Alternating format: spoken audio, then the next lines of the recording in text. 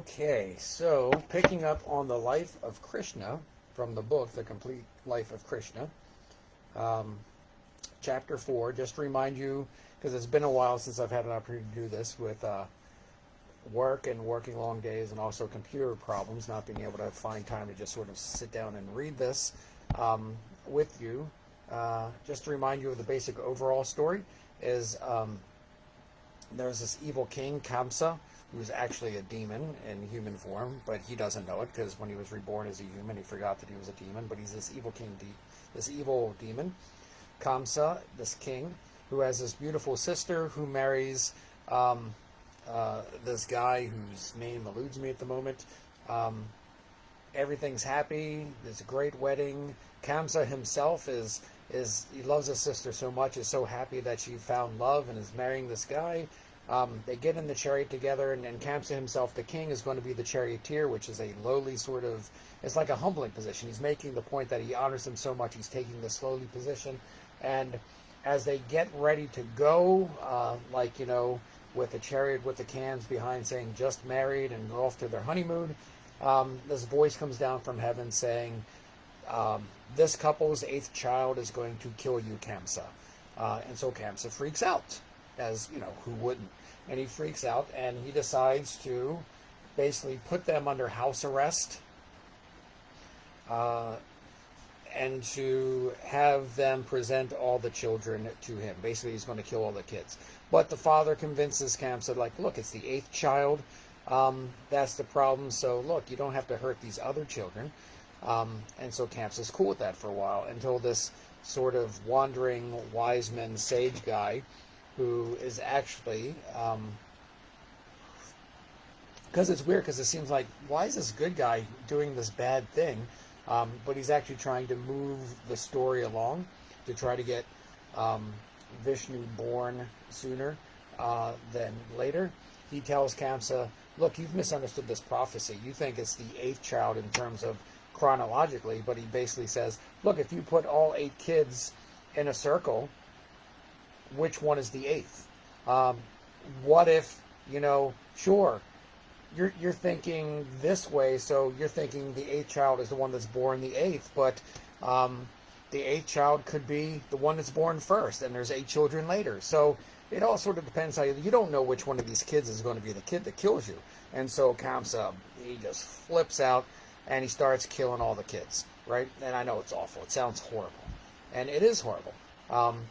But the story also makes the point that everyone sort of involved in the story, not Kamsa, of course, because he's evil, but a lot of the people, they're all like these divine beings taking these forms to just sort of play out this thing, because the whole goal is to have Vishnu born so that he can kill Kamsa, destroy evil, and restore sort of this the proper teachings of how to be and how to do things again. And so that's the real goal of the story. So a lot of these heavenly beings are participating in this. For instance, one of the last children to be killed, or I guess it is the last child to be killed, is a goddess, and when Kamsa goes to kill her, she flies out of the body before he can kill her, and says, "Whoa, ho, ho, you got it coming now." And so what the father does is when Kamsa hears this, he locks the couple up in his dungeon. And so when she gets pregnant again, and he has them chained apart, and they're in the same part, in the same cell, but they're chained apart so they can't touch each other. So there's no way she's going to get pregnant. But Vishnu sort of radiates in the mind of the father, and he sort of explains it to the mother in a way that sort of radiates Vishnu into her, and she conceives child through this sort of divine intervention. This may sound familiar, those of you like me who grew up Christian. And she suddenly becomes pregnant. And so she gives birth to this child, and before anyone can find out about it, the child appears as the God himself and tells the father, hey, go take me to this other place, and we're going to switch the babies. And that's the one who's actually the God, so we're going to switch the babies, and I want to live there with these foster parents, and and that's just the way it's going to be. And that's what he does. Even though he's locked up, he's miraculously free from the chains. He takes the baby, he swishes the baby, he comes back, and he's chained up again. And that's when the baby cries, and Kamsa finds out about it and kills it. And then what happened is, just to remind you, after Krishna, and the child, of course, is Krishna, and after Krishna was born, and he's living in this new place, like, the parents don't know that he was replaced, so they think it's his child. The only one who knows this is the father, and I guess the mother too. And so they know this, but the parents and everyone else just think it's their child. So he's living with this in this village with basically, I don't know what the proper term is, cow people, right? These are people who are cow herders. They are cowboys and cowgirls. I don't know what the proper term for cow maids. They're milkmaids and cowboys. I don't know. But this community is basically a sort of cow-based community. And demons start coming after Krishna. And so the last chapter we read was, stories of these various demons that came to try and kill Krishna, and how Krishna sort of got rid of the demons. And actually, the demons, by coming in contact with Krishna, were actually enlightened and became enlightened beings. So the one was like the witch, who appeared as a beautiful young maiden and smeared poison on her breast and went to nurse Krishna, and he not only sucked the poison out of her, but sucked her life out of her, and her demon, as she dropped dead, and her demon form was there, but it also says that she was enlightened. So by coming in contact with Krishna, she gained enlightenment, even though she was a demon. So, hey, there's that. So for the rest of us, I guess those of us who may not be demons, there's a chance for us too, I guess. But anyway, that's basically the story. Krishna living, and still in the background is this sort of this backstory, which is the main story, but it's kind of pushed to the back right now, of Krishna is destined to kill this King Kamsa, and Kamsa is looking for Krishna, and some of these demons are sort of, he suspects. Oh, also Kamsa tried to kill when he found out that the child had survived, decided to kill all the children in the area too. So which also, if you're Christian, that may sound familiar. An evil king hearing about the birth of someone important and trying to kill all the children. You may hear about that this December if you go to church. So, chapter 4 is entitled The Butter Thief, and it begins with this sort of little poetic piece which says, I meditate on the enchanting form of Nanda's darling, with eyes like the petals of the newly born lotus, lips like the bimba berry, face made entrancing by a beguiling smile whose color is that of a water-laden rain cloud. And of course that's about Krishna. So let's see. Very soon, Balarama, who is Krishna's brother, who is also, I think, so I don't know if it said it here in this book, but I know in one sort of Life of Krishna book, the Srimad Bhagavatam says somewhere that Balarama is also sort of like a part of the spirit of Vishnu. So Balarama is the brother of Krishna, and it seems like when Vishnu appears in human form, he always has like a brother. Like there's always a pair. So like when Vishnu was Rama in the Ramayana, he had a brother, and so now here he is as Krishna, and he has a brother Balarama. And so very soon Balarama and Krishna began to crawl about, and they got themselves into more scrapes than any other children. There was never a dull moment for Yashoda, that's the mother, or the foster mother, who doesn't know she's the foster mother. In her 45 years, she had never run so much. That's why young people have kids, right? In her 45 years, she had never run so much. She forgot her normal household duties while watching the boys at play. Krishna would crawl forward very fast and then turn his head and look over his shoulder when he heard the sound of tinkling bells coming from his own ankles, as if to see who was following him. That inquiring look was irresistible. Up she would jump, run after him, pick him up, and kiss him all over his cherubic face. I'm going to change that to angelic face, because it's easier to say. He, he would wiggle out. He would wiggle out of her arms and crawl as fast as he could, with bells tinkling and feet twinkling, like twin rose petals blown in the wind. Where was he? By the time she caught up with him, he would be with the big mother cow pulling off her young, pulling off.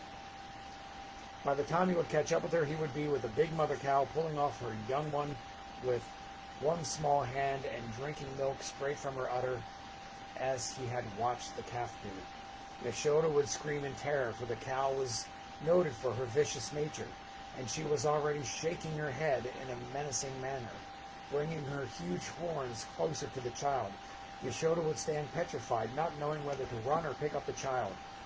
Not knowing whether to run and pick up the child, or whether that would irritate the cow further.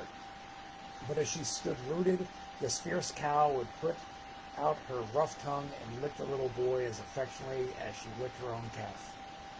Krishna would turn around and look at his mother as if to say, "See, mother, all creatures love me, for I am the soul of all," which we just read in the Bhagavad Gita, by the way.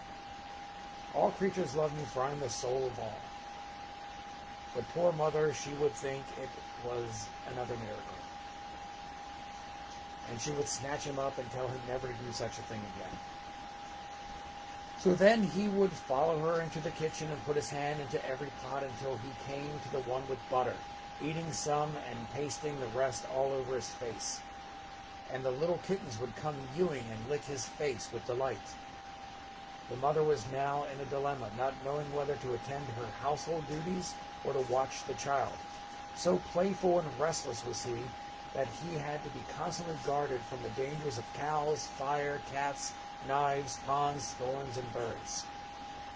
Once he started to toddle, it was even worse. I guess started to toddle means once he started to walk, it was even worse. One day Yashoda heard him call her excitedly, and she rushed out to see him dangling perilously over the well. "Mother, mother, come and see. There's a little boy like me in the well. Please come and take him out, mother." And that would be Krishna seeing his own reflection if you didn't get that. Yashoda rushed and caught him. "Never do that again," she admonished. And ever after that, every time she drew water from the well, she would imagine his face peeping from the water. There was no mischief he was incapable of doing. The little hands were busy with everything. One moment he would be brandishing the kitchen knife, the next he would try to pluck the hot coals from the fire. So at every moment of the day, Yashoda kept running after him, and for the rest of her life to come, she continued to see his face everywhere, in coals and in water and in fire, or near the cow, whether she was cutting vegetables or plucking flowers. Thus he did prepare her for the separation to come. This is a lesson to all housewives. It is difficult to fix our minds on a formless God while doing mundane tasks. But how easy to recall the mischievous exploits of that divine child, peeping and laughing at us in and through our most tedious chores. My favorite part of these stories, by the way, are like the little editorials they put in there like that. Sometimes some of the gopis are like the milkmaids or the cowgirls or whatever the appropriate term would be. Sometimes some of the gopis would beg to be allowed to take him to their houses for the day, and Yashoda would reluctantly agree, for she could not bear to be parted from him even for a moment. Once he had been taken to a house, he would go uninvited. Once he had been taken to a house, he would go uninvited. In fact, he would steal into their houses like a rogue and help himself to their ghee, the clarified butter. He would help himself to their ghee, to curd and milk, which were prized possessions. Here comes another little editorial. Such is his kindness that once we invite him into our hearts, he will come unbidden, steal the butter of our love, and bless us with the riches we have never asked for. I love those editorials. They're great. I like that one so much I'm going to read it again. Such is his kindness, that once we invite him into our hearts, he will come unbidden, steal the butter of our love, and bless us with the riches we have never asked for. One day the gopis gathered together and began to speak of Krishna's pranks to his mother. The charges against him were numerous. He comes and releases the calves before milking time. He steals butter, milk, and curd, and after consuming what he wants, distributes the rest to his playmates, if they are there, or else to the kittens and baby monkeys who follow him in the hope of getting something. Kittens and baby monkeys. After he has had his fill, he breaks the pots. If we scold him, he laughs at us. What should we do to him? Why don't you give him what he wants? Asked the doting mother. After all, he's only a child and he loves these things. Why don't you give him a glass of milk and some butter as soon as he comes? At the end of the month, you may present the bill and I'll meet it. But we do give it to him, they chorused. We give him as much as a small boy could eat. But still he comes into the house unseen and steals more. If we hang up the curds, he makes a hole at the bottom and drinks from below as it drips down. After he has finished, his friends drink, and the last drops are lapped up by the kittens. Another gopi took up the sad tale. Once I hung the milk pot so high that he could not reach it even with a stick. And do you know what he did? He dragged a pounding stone from outside, I don't know how, and then he clambered up on it, broke the pot with a stick, and opened his little mouth and stood there drinking the milk as it was pouring down. Half went in his mouth, some over his body, and the rest on the floor, to the delight of the waiting kittens. Now look at him, standing there, picture of innocence, after having done so much mischief. Krishna was hiding behind his mother and peeping out, his face quivering with pretended fright, and his eyes anxiously rounded at the hearing of these accounts of his misdeeds. He was sucking a worried thumb and peeping worriedly at his mother's face to see how she was taking it. Yashoda's only response was to laugh. She could not bring herself to scold her darling for any reason. Never mind, she comforted the gopis. I'll replace your mud pots with golden ones.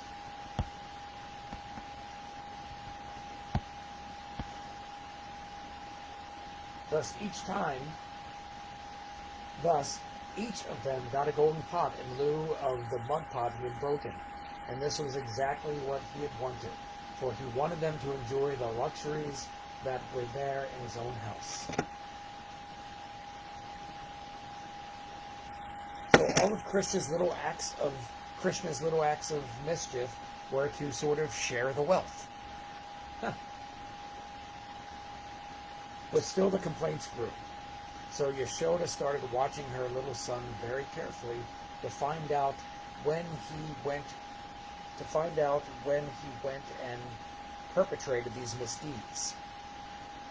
She soon came to the conclusion that he could never have done any of the crimes that were being laid at his door, for the simple reason that he was never out of her sight for more than a few minutes at a time.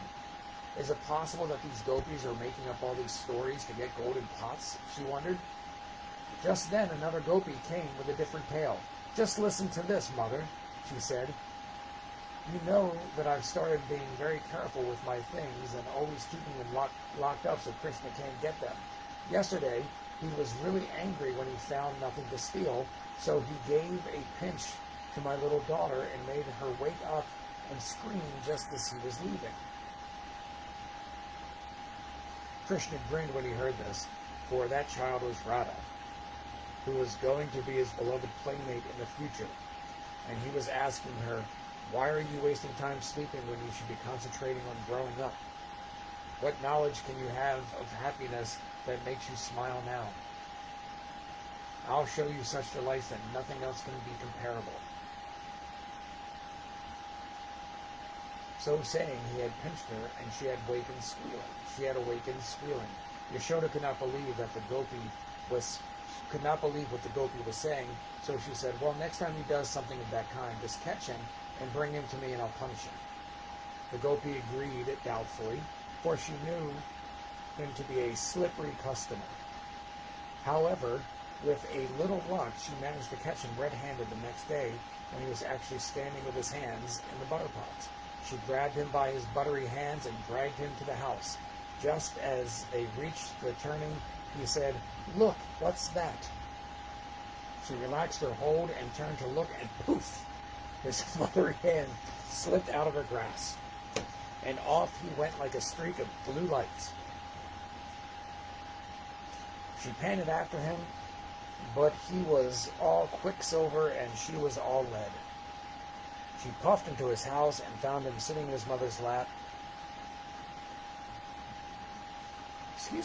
She puffed into the house and found him sitting on his mother's lap in the swing, looking the picture of angelic innocence. Aha! So this is where you've got to, is it? She said, "Look, Yashoda, I caught this child stealing butter hardly 10 minutes ago, and I was dragging him here to show you. Just as we reached the turn, he was off like a shot, and now look at him, sitting there as if butter would not melt in his mouth." Yashoda looked at her in astonishment, not sure. Yashoda looked at her in astonishment. Now she was sure that the gopi's powers of fabrication were enormous. "What are you talking about?" she asked. "This child has been sitting in my lap, listening to a story for the past hour.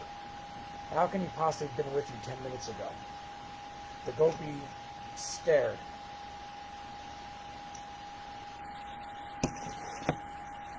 "You should have expected this," she thought resentfully. Naturally, a mother would side with her child, but a bare-faced lie. How could Yashoda make up such a story? The two of them kept silent, while Krishna smiled. At last, seeing the gopi's crestfallen look, Yashoda said kindly, "Never mind. Next time we catch him, be sure to tie him up securely and bring him to me, and I promise to punish him." Happily for the gopi, she was able to test the truth of this promise the very next day. Well, happily for the gopi, she was able to test the truth of this promise the very next day. Krishna allowed himself to be caught, for after all, she was Radha's mother. Determined to take no more chance, she put him inside a big, heavy chest in the corner, locked it up, and pocketed the key. "Just you wait there, you little rogue, and think of some mischief while I finish my work and take you to your loving mother. Then we'll see." After finishing her work, she lugged the heavy chest up the small incline leading to Yashoda's house. "Here he is." "Here he is," she panted in triumph. "Here's your innocent son. I caught him and locked him up as you suggested." "When did you catch him?" Yashoda asked curiously. "Soon after lunch," Radha's mother replied. "He joined us for lunch and then left very properly by the front door, only to creep in through the back gate and steal butter from the larder. Mind you, this was not even for himself, for he was too full after a heavy meal, or after the heavy lunch I gave him. I caught him distributing the day's butter, the result of a hard morning's labor to the cats and to the monkeys." Yashoda gasps. "Either you're mad or I am," she said. "Krishna had his lunch with us today. In fact, he sat between his father and his brother, and he's been playing here ever since. Now open the chest and let's see who it is. Let's open the chest and let's see who is right, you or I."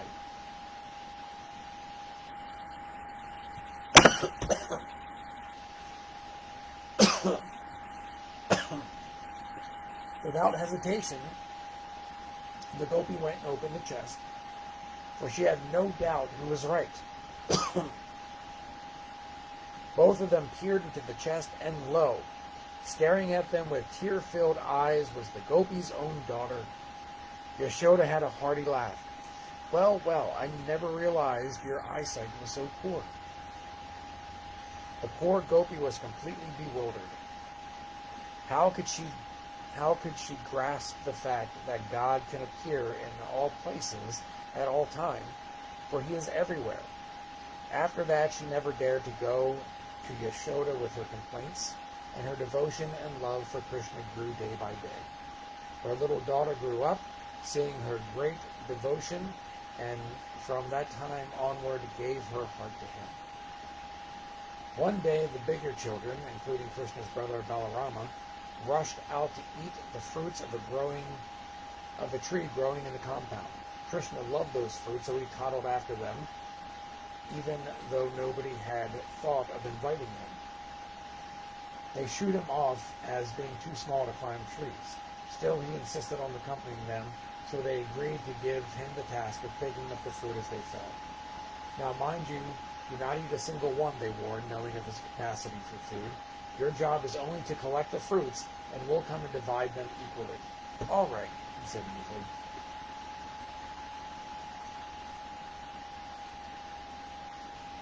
The big boys, including Balarama, scrambled up and started dropping bunches of lovely, bright purple fruits to the ground. Krishna started to pick them up and gobble them as fast as he could. He crammed them into his mouth,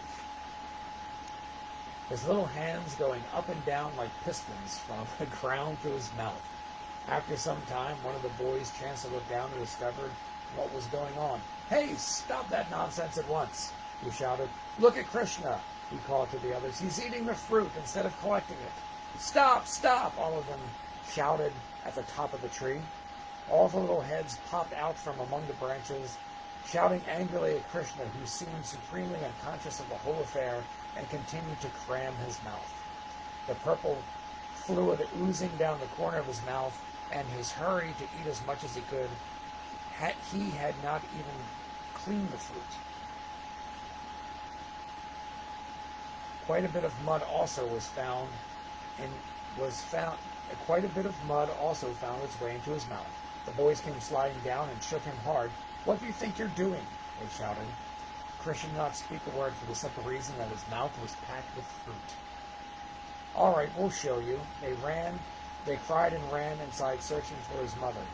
"Oh, mother," they cried, "your son is eating mud." Yashoda came running to find out what the commotion was all about. "Your son is eating mud," they cried, pointing accusingly at Krishna. "Have you been eating mud?" she repeated sternly. Krishna shook his curly head and started sniffing loudly as a prelude to a big howl. He dared not open his mouth yet, for he had not quite finished swallowing the fruit. "Ask him to open his mouth," Mother Balarama urged. Krishna glared at him as if he could not believe that his brother would stoop to such a low trick. "Yes, ask him to open his mouth," the rest of the boys chorused. "Open your mouth, Krishna," Yashoda said sternly. Krishna turned his limpid gaze on her. "Have you forgotten what happened when you looked at my mouth the last time?" was the unspoken question. She had indeed forgotten, or probably misunderstood. If so, the time was propitious for another lesson. Or perhaps he thought if she wanted to see mud, she could have her fill of it. And the Lord, who had become a human child out of sport, without any loss of his divine powers, now opened his rosebud mouth. She bent forward to peer more closely, and lo, she felt herself to be whirling in space, lost in time, for inside the baby's mouth was seen the whole universe of moving and unmoving creation, Earth and its mountains and oceans, the moon and the stars, and all the planets and regions. She was wonderstruck to see the land of Vraja and the village of Gokula, herself standing there in the child Krishna beside her with a wide open mouth, and within that mouth another universe, and so on ad infinitum. "Oh God," she thought, "am I going mad? Or is this a dream, or the magic wrought by the strange child of mine?" "Krishna!" she cried, clinging to his name like a drowning person to a lifeline. "Krishna!" It was a despairing cry, for she had felt her head whirling. Immediately he shut his mouth, and she got back her equilibrium. In a trice, In a trice, she had almost forgotten what she had seen. "What have you been eating?" She stopped in mid-sentence. What a fool she was. This child carried the whole universe within himself, and she was worrying about a few grains of sand. "Krishna, oh Krishna," she whispered, snatching her boy in her arms. "Who are you? Who are you? Who are you?" she murmured, nuzzling the baby's curls with her lips. Before the astonished gaze of a dozen small boys, she carried her darling inside, caressing him and cooing endearments to him. The boys gazed after her in disappointment. You really could not tell with adults, they decided. There was no saying how they would react. They had fully expected to enjoy the spectacle of Krishna howling for mercy from an irate mother, and look at her hugging and kissing him.